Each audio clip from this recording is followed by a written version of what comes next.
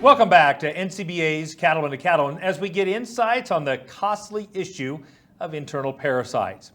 So I would ask you guys, and Tony, let's start with you. What are you hearing from producers about their use out in the field of long range? Well, if they've tried it, they're using it. We did a large-scale study looking at use in stocker or yearling cattle, 15,000 head in all, 18 sites, 9 different states, all different classes of cattle, different types of pasture, different protocols that they were using. So they were spending money already on dewormer, and they just agreed to use long range in half of the herd. And they saw, on average, it didn't matter where they were, what kind of cattle they were, what pastures, what products, there's always about 0.28 pounds per head per day difference. So that extra, almost third of a pound per day, means an extra pound every 3 days. Over 100 days, that's 28 pounds, and that's significant money in the back pocket of the producer. I'd say. Brent, what would you add? You know, we visited with quite a few of our heifer customers, and they've heard what Long Range has done for us last year, and it just makes absolute sense to use Long Range. You can't afford not to use Long Range in these cattle now. And to follow up on that, let's turn to a video that shares another producer's experience using long range.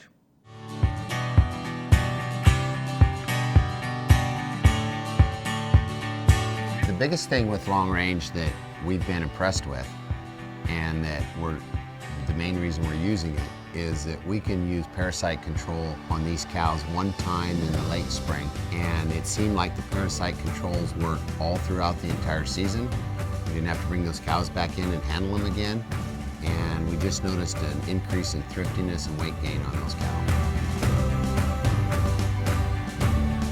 We're always very conscious here about the way we handle our animals, how we treat our animals. And we've noticed with long range that we don't have to handle those cows near as often. The parasite control is season long.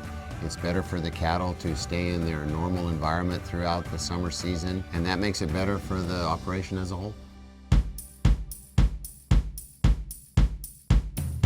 California is a bit unique in that our winter rains and early spring rains are what drives our native grasses that puts the gain on our cattle. So it's very important that we watch the parasite load in early spring and summer, because that's when our worm loads are the highest in California. And that's the time of year when we use long range, and we've seen that it's worked on the cattle.